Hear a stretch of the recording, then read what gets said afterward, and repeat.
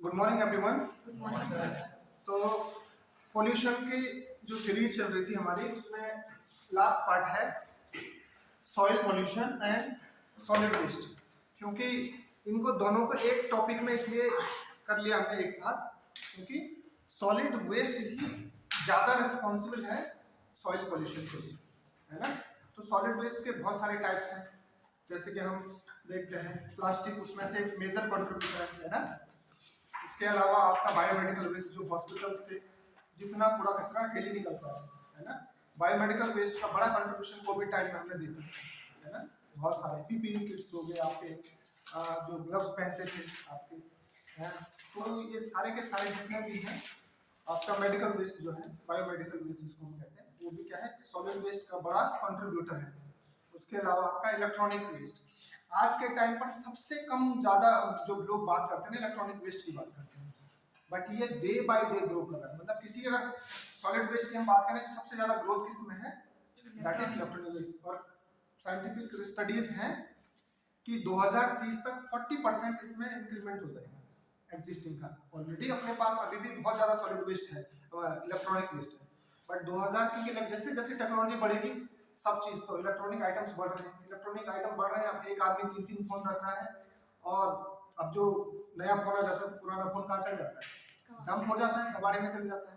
तो एक बहुत बड़ा क्या हो रहा है आपका, जिसके लिए अभी तक बहुत बढ़िया कुछ पॉलिसी नहीं है हमारे यहाँ पर। तो वैसे ही जो नॉर्मल रूटीन म्युनिसिपल वेस्ट है उसका ढंग से ट्रीटमेंट नहीं हो पाता है। सॉलिड और इलेक्ट्रॉनिक वेस्ट तो बड़ी बात हो गई, क्योंकि उसमें बहुत सारे पार्ट है, उसमें प्लास्टिक भी है, उसमें मेटल भी है, और अलग अलग आपका जो है, जो सेमीकंडक्टर क्या होती है आपकी प्लेट्स होती हैं, उनमें अलग अलग क्या होते हैं, डिफरेंट टाइप के मटेरियल्स लगते हैं।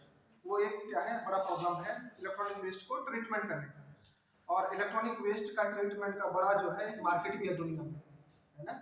जैसे इंडिया और चाइना जो है, पहले क्या होता था कि अभी भी जैसे कि गरीब देशों में, डेवलपिंग कंट्रीज में जो है, डेवलप कंट्रीज, यूरोपियन कंट्रीज, जो वेस्टर्न नेशंस क्या कर लेते हैं, इस इलेक्ट्रॉनिक वेस्ट को भेज देते हैं, फेंक देते हैं। और यहाँ कहीं जो आपके जो है, जो केवल यही काम करते हैं डिसमेंटलिंग का, सॉलिड इलेक्ट्रॉनिक वेस्ट करते हैं, इंडस्ट्रीज चल रही है इवन इंडिया में, चाइना में बहुत जगह है, क्योंकि उससे ये रॉ मटेरियल निकाल लेते हैं। फॉर एग्जांपल इलेक्ट्रॉनिक्स में मेटल काफी मिलता है, तो कॉस्टली मेटल्स रहते हैं, उनको क्या करते हैं, जापान में कैसे सर गोल्ड मतलब जो मेटल वगैरह वो सब है, तो उन्होंने यूज कर लिया अपना पर्सनल, वो अपने देश का है। बट यहाँ तो बाहर से भी आ जाता है इलेक्ट्रॉनिक वेस्ट, और वो खरीद लेते हैं। और कई बार तो खरीदने आपका खरीद नहीं, आपको लिया भी और आपको पैसे भी मिले उसको ट्रीट करने की। तो ऐसी इंडस्ट्री चल रही है। तो जो उसका मेटल को स्क्रैप्स करके इलेक्ट्रॉनिक का उसको क्या कर देते हैं, फिर बेच देते हैं। बट प्रॉब्लम ये है कि ज्यादातर इलेक्ट्रॉनिक आइटम में प्लास्टिक होता है ना। तो आपने अगर डिसमेंटलिंग करके स्क्रैप करके मेटल निकाल दिया, फिर उसके बाद वो प्लास्टिक वेस्ट कहाँ जाएगा, है ना। तो ज्यादातर ये प्रॉब्लम आती है कि हम बाहर से खरीद के यहाँ स्क्रैपिंग कर रहे हैं, डिसमेंटलिंग कर रहे हैं इलेक्ट्रॉनिक्स का, तो सारा का वेस्ट तो हमारे यहाँ ही जनरेट हो रहा है ना, फिर आपकी लैंडफिल साइट्स बढ़ती जाती है। तो ये एक बहुत बड़ा चैलेंज हो गया है सॉलिड वेस्ट के लिए। जो ऑलरेडी म्यूनिसिपल वेस्ट है, लोग कहीं भी कूड़ा कचरा कहीं भी फेंक देते हैं, उससे हम अभी निपटने में बहुत ज़्यादा चैलेंजेस फेस कर रहे हैं। इलेक्ट्रॉनिक वेस्ट तो अपने में एक बहुत बड़ा चैलेंज है, क्योंकि प्लास्टिक प्लस मेटल्स, और बहुत सारे मेटल उसमें ऐसे भी हैं जो क्या होते हैं, आपके हार्मफुल होते हैं, टॉक्सिक होते हैं, है ना। तो एक एक करके देखते हैं इनमें हम क्या क्या पढ़ेंगे। तो सबसे पहले हम बात कर रहे हैं सॉइल पोल्यूशन की, क्योंकि सॉइल पोल्यूशन जो है उसके मेजर कॉज यही है, सॉलिड वेस्ट। तो क्या क्या है होता है सॉइल पोल्यूशन में, वो देखते हैं पहले। तो सॉइल पोल्यूशन के लिए पहला आपका क्या है रीजन, प्लास्टिक वेस्ट, है ना। क्योंकि प्लास्टिक जो है आपको पता है कि अगर गिर गया जमीन में, कहीं जमीन के अंदर दब गया, सालों तक, कई 100 सालों तक क्या नहीं होता है, डिकम्पोज नहीं होता है। अगर वो डिकम्पोज नहीं होगा तो क्या करेगा, सॉइल की फर्टिलिटी को इफेक्ट करेगा। जहां पर गिरेगा, अगर बीज उसके नीचे गिर गया तो बीज जर्मिनेशन ही नहीं होगा, सीड का जर्मिनेशन नहीं हो पाएगा, तो आपका बायोडाइवर्सिटी इफेक्ट होगा, है कि नहीं है। क्योंकि बहुत सारे ऐसे होते हैं वेराइटीज जो है प्लांट्स की, जो नेचुरल ग्रो होती है ना, उनके बीज जमीन में गिरे और वो खुद अगले साल ग्रो होते हैं।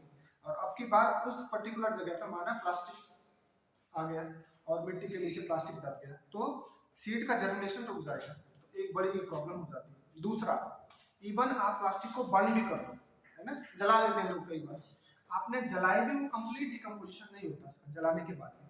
तो अब वो जलने के बाद वो राख टाइप बन गया, वो मिट्टी को और भी पोल्यूट करता है।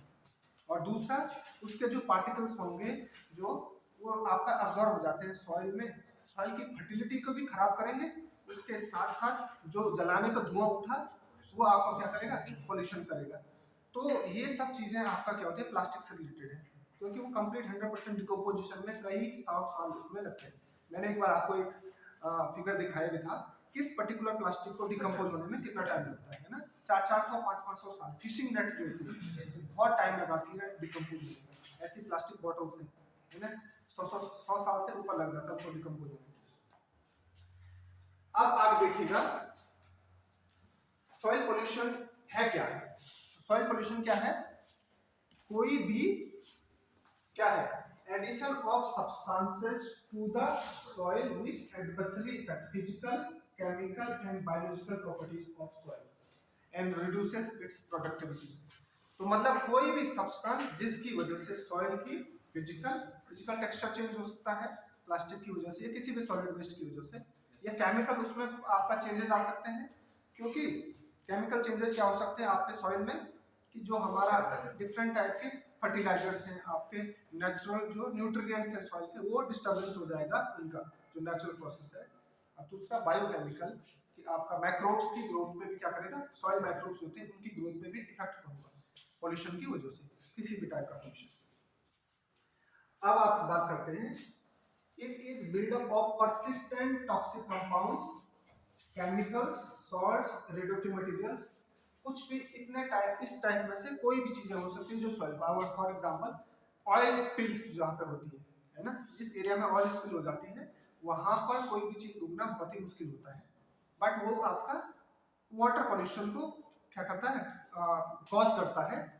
हम बात कर रहे हैं सॉलिड वेस्ट की, तो हम सॉलिड वेस्ट पे ही रहेंगे, ऑयल की बात नहीं करेंगे, बट क्योंकि वो भी सॉइल को पोल्यूट करते हैं, उन एरिया की सॉइल को भी ट्रीटमेंट किया जाता है जहां पर ऑयल स्पिल हो जाता है ना, फॉसिल फ्यूल जो होता है स्पिल हो जाता है, उनको हम ट्रीटमेंट करते हैं। तो यहाँ भी आपका क्या है, परसिस्टेंट टॉक्सिक केमिकल जैसे सॉइल में क्या होते हैं, मोस्टली आपके फर्टिलाइजर्स और पेस्टिसाइड्स जो खेतों में हम डालते रहते हैं।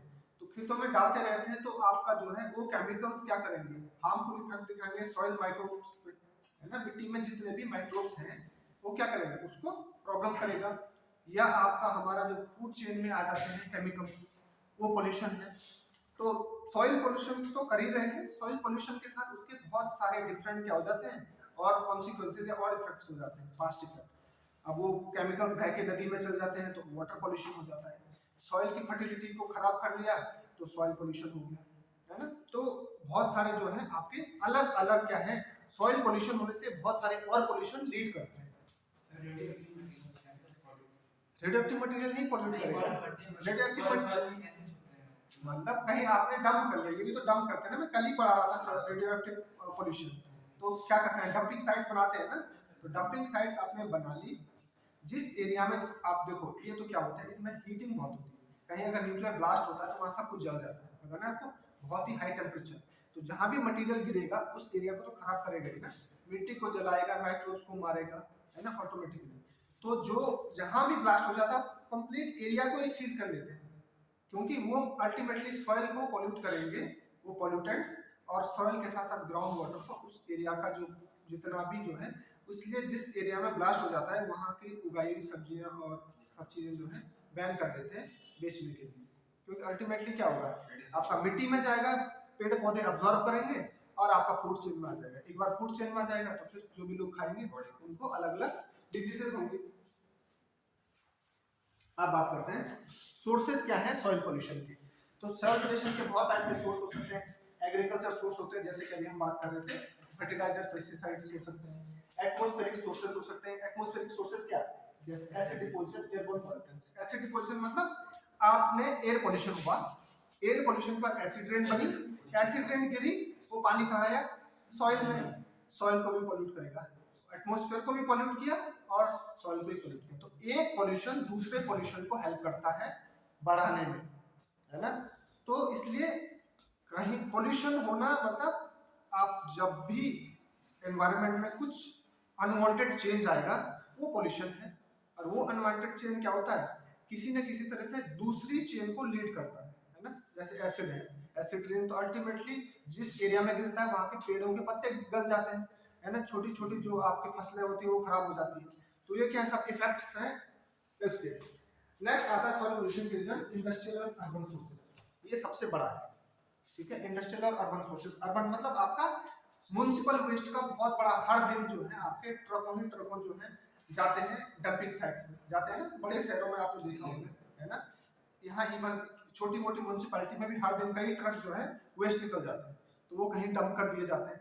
जहां डंप किए जाएंगे उस लैंडफिल की सॉइल को क्या करेंगे, पॉल्यूट करेंगे, तो वो है। इसके अलावा आपका जो है emission from thermal power plants, है ना, जहां बिजली बन रही है ना, तो उससे उसके जो एमिशंस जो राख उड़ के जाती है उसके साथ साथ उसमें कई पोल्यूटेंट्स होते हैं, मेटल भी चले जाते हैं फ्लाई एश के साथ साथ, है ना। और वो जहां डंप करेंगे उस एश को, उस एरिया की मिट्टी को भी क्या करेंगे, पोल्यूट करेंगे। राख में न्यूट्रिएंट्स भी हैं जो प्लांट्स के लिए अच्छे हैं, सॉइल के लिए अच्छे हैं, बट कुछ जो है टॉक्सिक मेटल्स भी चले जाते हैं, वो नुकसानदायक होते हैं। उसके अलावा माइनिंग स्मेल्टिंग आपका जो होता है वो भी क्या करते हैं, अल्टीमेटली सॉइल को ही पोल्यूट करते हैं। जब सब कुछ भी, कोई भी डंप कहाँ जाएगा इंडस्ट्री का, मिट्टी में जाएगा। नेक्स्ट है एक्सीडेंटल कंटामिनेशन। एक्सीडेंटल कंटामिनेशन हो सकता है जैसे लिक्विड स्पिलेज हो गया आपका, और इंडस्ट्रियल एक्सीडेंट फुकुशिमा टाइप का है ना। वो न्यूक्लियर जो आपका जो है मटेरियल किस लिए यूज हो रहा था, बिजली के लिए बनाने के लिए यूज हो रहा था, बट किसी दूसरी घटना की वजह से, एक्सीडेंट की वजह से, चाहे इंटेंशनल हो चाहे बिना इंटेंशन को हो, वो क्या लीड करेगा, आपका सॉइल पोल्यूशन को लीड। जो भी कोई भी लीकेज स्पिलेज होगा वो सबको सब क्या करेगा, सॉइल को ही पोल्यूट करेगा। तो ये सब के सब क्या है, ये मेजर सोर्सेज है सॉइल पोल्यूशन के। अब आते हैं कॉजेस ऑफ सॉइल पोल्यूशन। तो ये आपके सोर्सेज हमने डिस्कस किए। कॉजेस में हम प्लास्टिक्स को हम अभी बात कर रहे थे थोड़ी देर पहले। तो प्लास्टिक पोल्यूशन एक बहुत बड़ा प्रॉब्लम हो गया दुनिया में। सॉइल के लिए क्या इसमें रीजन है कि जो आपका ये प्लास्टिक बैग्स खासकर जो है, चाहे आप जो है रूटीनली जो हम यूज करते हैं घरों में, है ना, क्योंकि ये वन टाइम यूज है, एक टाइम यूज करने के बाद आप फेंक देते हो कहीं ना कहीं, है ना।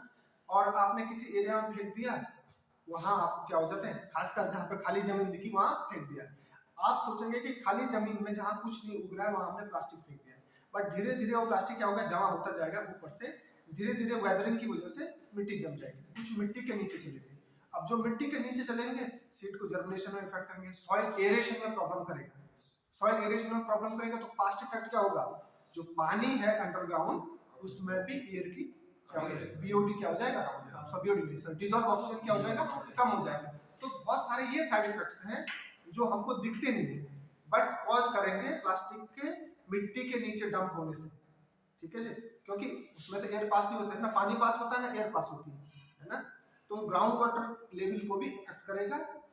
डिसॉल्व ऑक्सीजन ग्राउंड वाटर में जो है उसको भी इफेक्ट करेगा, सॉइल का एरेशन हो नहीं पाएगा, क्या बन जाएगा, एक क्या बन जाएगी, लेयर बन जाएगी प्लास्टिक की।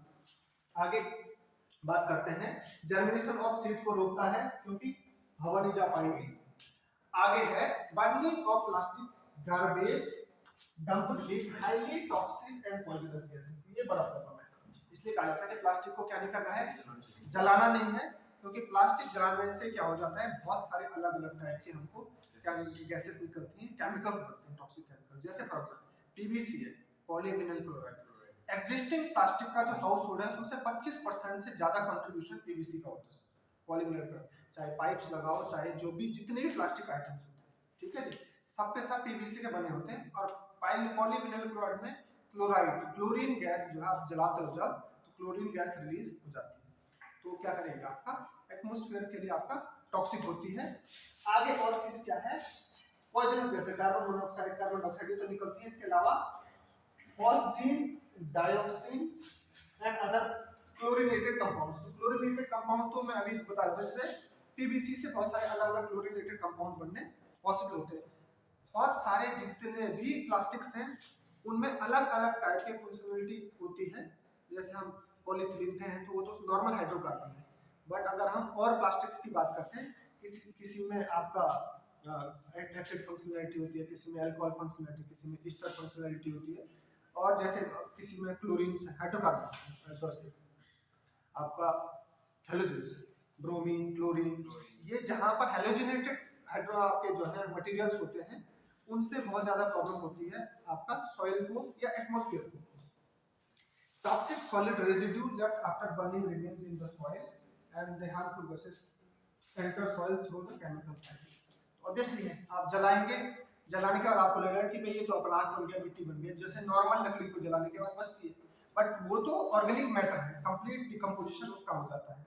बट प्लास्टिक का कंप्लीट डिकम्पोजिशन नहीं होता है, आपको लगेगा कि डिकम्पोज हो गया, अब मिट्टी में मिल गया है, बट वो मिट्टी की फर्टिलिटी को इफेक्ट करेगा और साथ साथ टॉक्सिक केमिकल्स जो आपने जलने के बाद बने वो कहाँ चले जाएंगे, मिट्टी में चले जाएंगे, और मिट्टी में एक बार चले गए तो अलग अलग तरीके से हमारे शरीर में अल्टीमेटली पहुंचेंगे। कुछ कुछ टॉक्सिन्स इतने ज्यादा डेंजरस हैं जो प्लास्टिक से आए हैं, मदर मिल्क तक पहुंच गए, हार्मफुल कार्सिनोजेनिक जो है मदर मिल्क तक पहुंचेगा। मदर मिल्क तक कैसे पहुंचे भाई? भाई कहा जाता है कि माँ का दूध जो है बच्चे के लिए सबसे बढ़िया है। अब वही पॉल्यूट हो गया टॉक्सिन्स की वजह से, एनवायरमेंट से आए सारे पोल्यूशन। कहाँ गया? एनवायरमेंट से पेड़ पौधों ने लिया, पेड़ पौधों ने भोजन में भेज दिया, आपने वो भोजन खाया और आपको पहुंच गया। तो इसलिए बहुत ज्यादा हार्मफुल इफेक्ट्स हैं प्लास्टिक के। एग्जांपल कुछ दिखाऊंगा आपको। तो इंडस्ट्रियल सोर्सेज हम ऑलरेडी अभी डिस्कस करेंगे। इंडस्ट्री में जो है आपके पेंट इंडस्ट्री होती है, मेटल इंडस्ट्री होती है, आपका सीमेंट इंडस्ट्री होती है, जितनी भी आपकी इंडस्ट्रीज हैं उनसे जो भी वेस्ट जाएगा सॉइल को अल्टीमेटली क्या करेगा? आपको पॉल्यूट करेगा। आप बात कर रहे हैं पेस्टिसाइड्स और फर्टिलाइजर्स। तो पेस्टिसाइड्स जैसा आपने सुना होगा, डीडीटी नाम सुना होगा आपने बहुत पहले, अब ये बैन हो गया है, ठीक है। डीडीटी अब बिकता नहीं है, ये बैन कर दिया है कि बहुत ही ज्यादा क्या था, ये हानिकारक था, क्योंकि फूड चेन में अलग अलग सोर्सेज में ये पाया गया, खाने के टेस्ट करने के बाद ह्यूमन बॉडीज में ये पाया गया, तो तब पता चला कि आया कहाँ से, क्योंकि आपका आप जो है एज ए फर्टिलाइजर और पेस्टिसाइड इसको यूज किया जाता था, पेस्टिसाइड्स का यूज किया जाता था डीडीटी को, है ना। तो हाइड्रोकार्बन्स हो गए, डीडीटी हो गया, एंडोसल्फान हो गया, ये सारे क्या है आपके वो सारे फर्टिलाइजर्स और पेस्टिसाइड्स हैं जो रूटीनली यूज किए जाते हैं। बहुत सारे इनमें से क्या कर लिए हैं, अब बैन कर लिए हैं गवर्नमेंट ने, क्योंकि उनके बहुत ही ज्यादा हार्मफुल इफेक्ट है। इसलिए तो अभी बोल रहे हैं नेचुरल फार्मिंग को, ऑर्गेनिक फार्मिंग को बढ़ावा दो, गवर्नमेंट बोल रही है। क्यों बोल रही है? हेल्थ तो बचेगी, सॉइल भी ठीक रहेगी, है ना। जब सॉइल ठीक रहेगी तो ऑटोमेटिकली हमारी हेल्थ ठीक हो जाएगी। और जितना केमिकल्स, आज पंजाब की मिट्टी पूरी की पूरी पॉल्यूट हो गई है, क्योंकि जब ग्रीन रिवोल्यूशन आया था, उत्पादन बढ़ाने के लिए अंधाधुन अमाउंट एक्सेस जो है केमिकल फर्टिलाइजर पेस्टिसाइड्स जो है यूज किए गए, और उससे क्या हो गया भाई, एक सर्टेन टाइम तक आपको क्या मिलेगा, वो मिलेगा, तो आपका फूड प्रोडक्शन तो आपका बढ़ गया, बट फूड प्रोडक्शन के साथ साथ इतने सारे हार्मफुल केमिकल्स हमारी फूड चेन में चले गए, और अब ऐसा हो गया कि जो पंजाब से आने वाला खाना है वो ऑलमोस्ट जो है पॉल्यूटेड है, ठीक है। इसलिए गवर्नमेंट कोशिश कर रही है कि अब जो है कम से कम ऐड करिए, वरना अगर ऐड नहीं करेंगे, जैसे ऑर्गेनिक आपको मार्केट में बहुत ज्यादा मिलेंगे, ऑर्गेनिक वेजिटेबल्स मिल जाते हैं, है ना। तो ऑर्गेनिक फार्मिंग से उगाए हुए थोड़ा महंगे मिलते हैं, क्योंकि उनका प्रोडक्शन क्या होता है, कम होता है ना, प्रोडक्शन कम होता है। ज्यादा बढ़िया प्रोडक्शन कब होता है, जब हम केमिकल फर्टिलाइजर मिलाते हैं, तो इसलिए थोड़ा कम ग्रोथ होती है तो कीमत बढ़ जाती है, इसलिए हर आदमी अफोर्ड नहीं कर पाता है ना। इसलिए अल्टरनेट फार्मिंग के मेथड्स, अल्टरनेट आपका फर्टिलाइजर्स डेवलप कर रहे हैं जो हार्मफुल नहीं हो। अभी ऐसी बहुत सारी स्कीम्स चल रही है।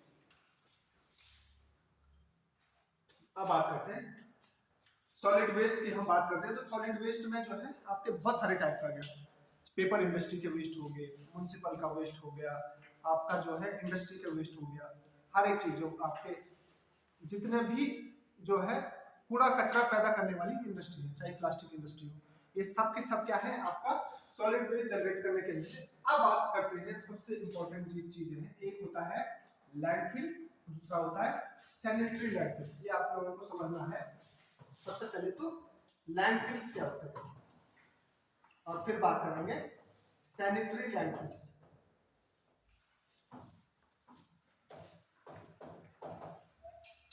लैंडफिल्स वो सारी साइट्स हैं जहां पर सॉलिड वेस्ट को डंप किया जाता है।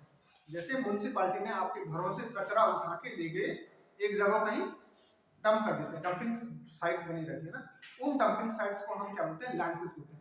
एक तो डंपिंग साइट्स ऐसी है जैसे मिट्टी खोद के ला रहे हैं टनल्स की, इनको तो कहते हैं डंपिंग जोन, क्योंकि ये इसमें क्या नहीं है, ये वेस्ट नहीं है, ये अंदर की मिट्टी है, किसी जगह पर हमने फेंक दी, ठीक है। बट जो म्युनिसिपल सॉलिड वेस्ट है, इंडस्ट्रियल सॉलिड वेस्ट है, उनको स्पेशल साइट पे क्या किया जाता है, डंप किया जाता है, उन साइट्स को बोलते हैं लैंडफिल्स। क्या बोलते हैं, लैंडफिल्स।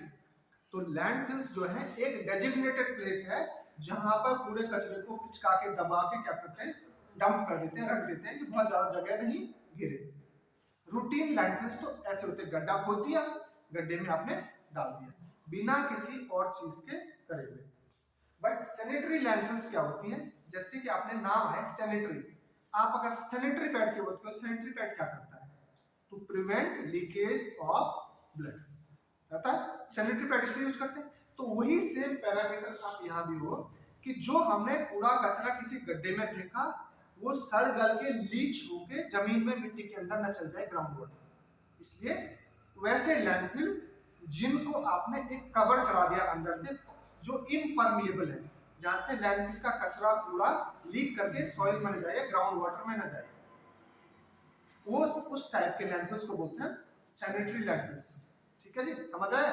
सैनिटरी पैड जो काम करता है, लैंडफिल को भी वैसे ही बनाना है कि लीकेज न हो, ठीक है। कूड़े कचरे का गंदा वो होने के बाद, डिकम्पोज होने के या हाफ डिकम्पोज होने के बाद वो नीचे न जाए मिट्टी में या ग्राउंड वाटर में, इसलिए ऐसा सिस्टम बनाया जाता है, उनको कहते हैं सैनिटरी लैंडफिल्स। बड़े बड़े देशों में, एडवांस कंट्रीज में सैनिटरी लैंडफिल बनाए जाते हैं, बट क्योंकि वो कॉस्टली होते हैं प्रोसेस बनाने की उसकी, इसलिए हमारे जो डेवलपिंग कंट्रीज है उन्हें अभी ये कंसेप्ट आया नहीं है। गवर्नमेंट कोशिश कर रही है कि बनाया जाए, खासकर बड़े शहरों में जहाँ पर बहुत ज़्यादा कचरा डेली निकलता है, वहाँ कोशिश कर रहे हैं, बट वो अच्छी प्रोसेस है एक। वैसे तो सॉलिड वेस्ट कंप्लीट डिकम्पोजिशन ये सबसे बढ़िया टेक्निक है, बट जब तक पूरी टेक्निक्स डेवलप नहीं हुई, वो चीज़ें हम मिली नहीं या कॉस्ट इफेक्टिव टेक्निक नहीं आई, तब तक 100% डिकम्पोजिशन करना मुश्किल है। बट डंपिंग भी करें तो हम तरीके से करें कि ग्राउंड वाटर क्या नहीं हो, खराब ना हो या मिट्टी खराब ना हो। तो क्या होता है, अगर हमारी नॉर्मल हमने लैंडफिल्स बनाए तो उनमें डेंजर क्या होता है, सीपेज ऑफ केमिकल्स, है ना, ऑब्वियसली है ना। तो जो जितने भी आपके जो है पूरे कचरे से निकले हुए केमिकल्स होंगे, उनके लीक होके नीचे जाने का रिसना, सीपेज मतलब होता है रिसना, ठीक है। सीपेज मतलब लीकेज और सीपेज दोनों मैंने एकदम डिफरेंस बताया था, है ना। लीकेज क्या होता है, जब कोई चीज क्रैक से होते हुए नीचे जाती है, और सीपेज वो चीज होती है जो रिस्क के, है ना, धीरे धीरे धीरे नीचे जाती है। आपने लेटर का एग्जांपल दिया, हाँ, लेटर का एग्जांपल देता है, बहुत बढ़िया। अनिल जी देखो डेली क्लास आते हैं, इन्हें जो है याद है। पूरा याद है। अब बात करते हैं सबसे बड़ी दुनिया की आज की जो प्रॉब्लम है वो है प्लास्टिक की, है ना। तो प्लास्टिक क्योंकि डेली रूटीन का, हमारे घर का और हमारी डेली लाइफ का एक हिस्सा बन गया है हर एक चीज से, चाहे आपका दूध की थैली हो, चाहे आपके वाटर बॉटल्स हो, चाहे जो भी चीज जितनी भी यूज करते हैं, खासकर जो आप कार्बोनेटेड वाटर पीते हैं, अलग अलग कोल्ड ड्रिंक्स जिनको आप कहते हैं, प्लास्टिक की बॉटल्स में लगे। पहले टाइम पर शुरू में केवल ग्लासेस में आते थे, अभी क्या हो गया, प्लास्टिक बॉटल्स में आए, वो भी वन टाइम यूज होती है, आपने एक बार किया उसके बाद फेंक दिया। तो वो सारे जो चीजें हम सिंगल टाइम यूज करने के बाद फेंक दे रहे हैं, यही प्लास्टिक में सबसे बड़ी प्रॉब्लम है। आपने बाल्टी खरीदी घर में पानी के लिए, वो भी प्लास्टिक की है, बट वो कई साल चलती है ना। तो ऐसे जो कहीं लंबे टाइम तक यूज किए जा सकते हैं, उन प्लास्टिक्स को यूज किया जाए, बट उनको ना यूज किया जाए जो डेली यूज करें। सब्जी की दुकान से आपने एक पाव टमाटर लिया है, उसको भी एक थैली में लिया है ना, जबकि वो आप जो है पॉकेट में भी ला सकते हैं।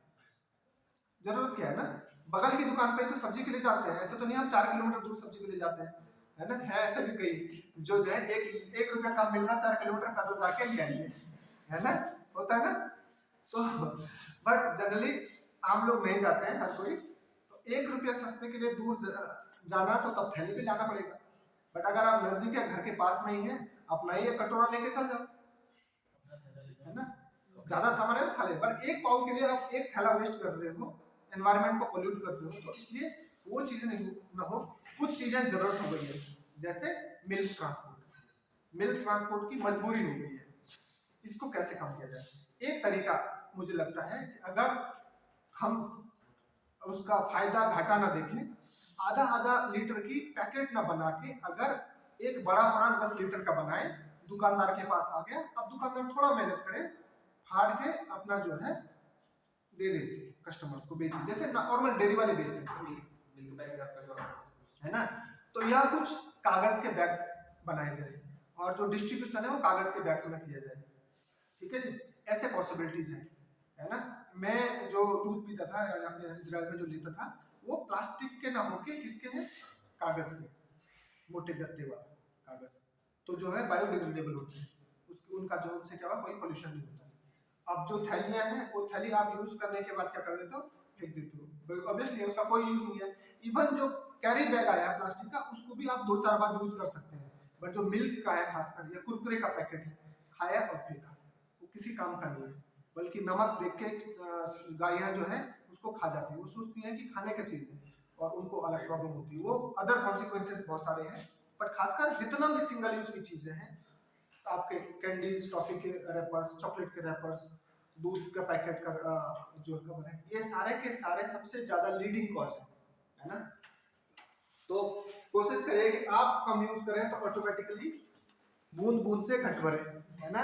आप अगर एक आदमी सोचेंगे कि मेरे करने से क्या होगा, है ना, मगर अगर आप रियली में अपनी रेगुलर जितना प्लास्टिक यूजेज है उसका आप अगर 10% भी कम कर देंगे, तो पूरे सोसाइटी में 10% ऐसे कम करेंगे तो ऑटोमेटिकली एक बड़ा चेंज आ जाएगा। हम ऐसे नहीं बोल सकते ओवरनाइट आया कि कल से प्लास्टिक बंद, ऐसा मुश्किल होता है चेंज होना। चेंज धीरे धीरे होता है, बट लोगों को परसिस्टेंट होना पड़ता है उस चीज के लिए, तब होता है। आगे करते हैं, प्लास्टिक बैग के इफेक्ट क्या है। तो प्लास्टिक बैग मैंने कहा कि एक, अभी मैं जो कह रहा था, मदर मिल्क तक पहुंच गया है, तो भाई साहब ये केमिकल है, वो highly carcinogenic and toxic by-product of manufacturing process is one of the chemical believed to be passed through the breast milk to the nursing infants. infant में पहुंच गया है ये, तो प्लास्टिक मैन्युफैक्चरिंग का में जो है ये जनरेट होता है, ठीक है जी। तो अब ये जो है burning of plastics specially PVC release dioxin and furan into the atmosphere, ठीक है। तो पीवीसी की वजह से या आपके जो है क्या बोलते हैं, ये आपका फ्यूरॉन, तो क्या डाइऑक्सिन है क्या फ्यूरॉन है। फ्यूरॉन होता है इस टाइप का केमिकल, इसको कहते हैं फ्यूरॉन, ठीक है जी। एक हेटेरोसाइक्लिक कंपाउंड है, क्या है ये, एक हेटेरोसाइक्लिक कंपाउंड है जिसमें 4 कार्बन होते हैं, ये 2 3 4 और एक ऑक्सीजन, इसको कहते हैं फ्यूरान। डाइऑक्सिन कहा जाता है जब एक 6 मेंबर रिंग होती है, बस जैसे बेंजीन होता है ना, बेंजीन ऐसे होता है, तो 6 मेंबर रिंग है बट 6 के 6 कार्बन है, इसमें क्या कर देते हैं हम, एक 2 जगह पे कार्बन हटा देते हैं और क्या लगा देते हैं,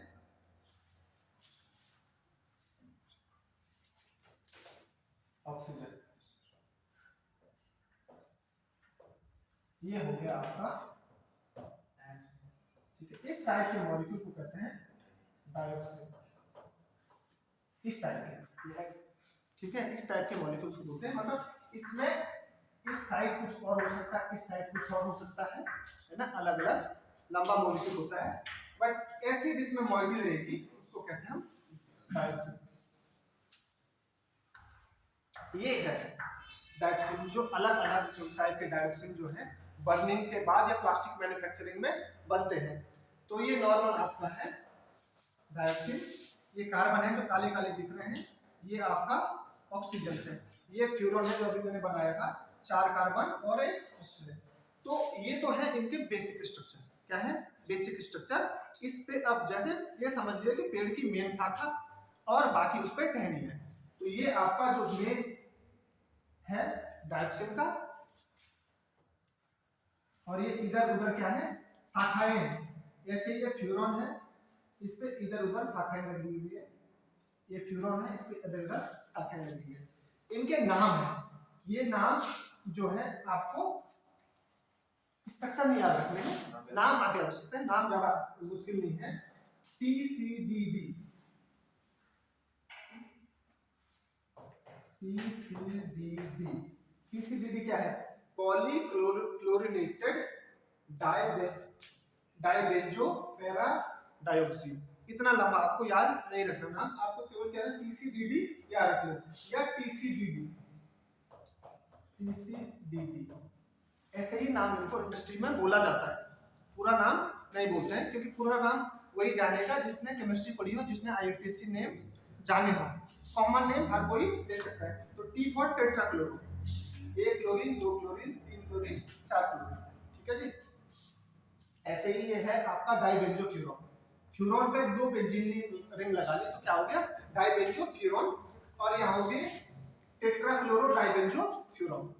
तो ये आपका आ गया TCDF, और ये आपका हो गया PCDF।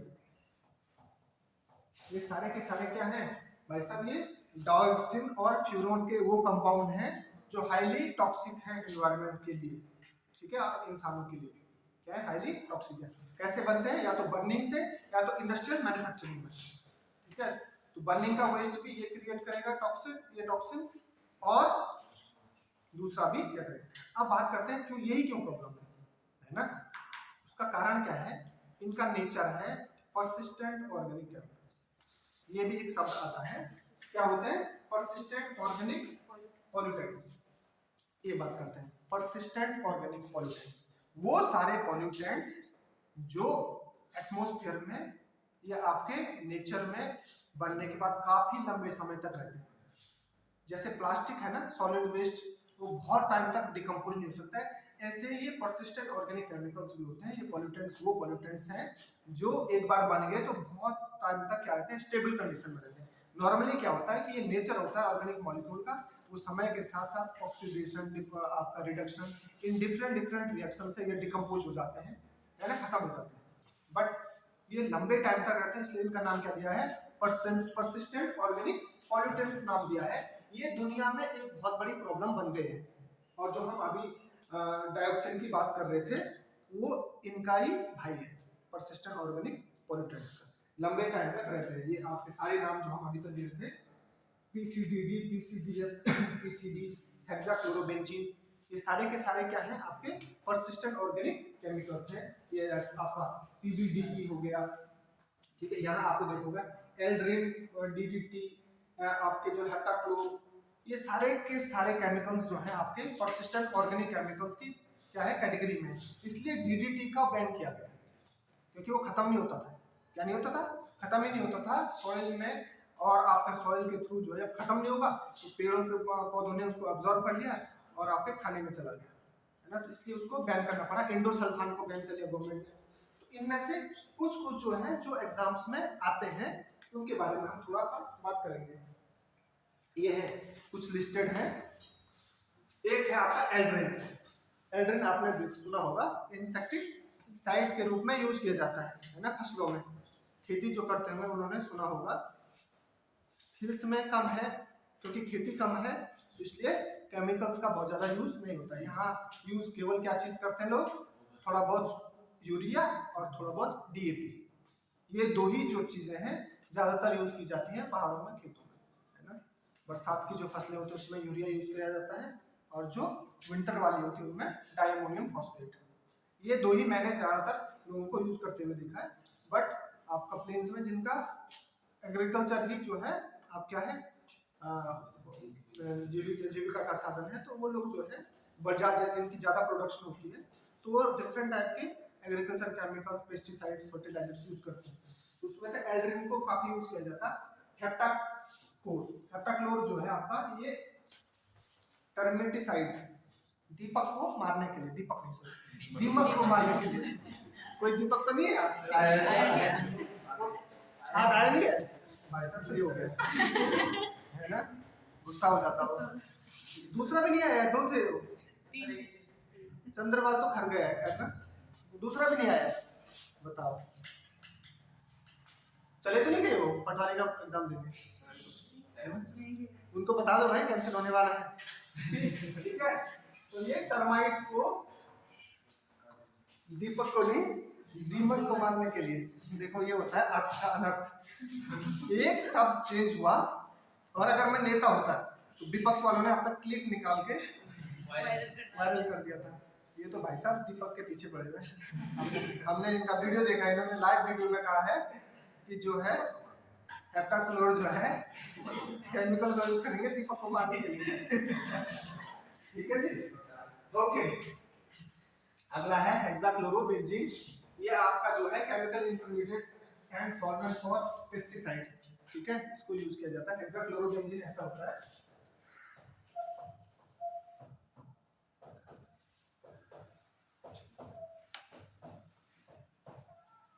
ठीक है जी, ये है हेक्साक्लोरोबेंजीन। अब उसके बाद आता है एल्ड्रिन। एल्ड्रिन आपका एग्रीकल्चर इंसेक्टिसाइड यूज होता है, जो किसके लिए यूज किया जाता है? तंबाकू पे लग जाते हैं। Apple tree, cotton, sugar cane, मतलब जितने भी कैश क्रॉप्स हैं, क्योंकि कैश क्रॉप्स ज़्यादा पैसा देती हैं, इसलिए किसान जो इनको जिन चीज़ों की क्रॉप उगाते हैं वो ध्यान देते हैं। बहुत ज़्यादा जगह सेब जैसे है, अनार है ना, मार्केट रेट काफ़ी बड़ा होता है, कमाई ज़्यादा है। कॉटन है, तो ये सारे जितनी भी ज़्यादा क्रॉप्स जहाँ आपको पैसा बढ़िया मिलता है उस पर किसान ध्यान देते हैं, इसलिए अलग अलग टाइप के केमिकल्स यूज किए जाते हैं। पॉलीक्लोरिनेटेड बाइफिनाइल्स। तो पॉलीक्लोरिनेटेड बाइफिनाइल्स सारे के सारे वो केमिकल्स जो ऐसे होते हैं,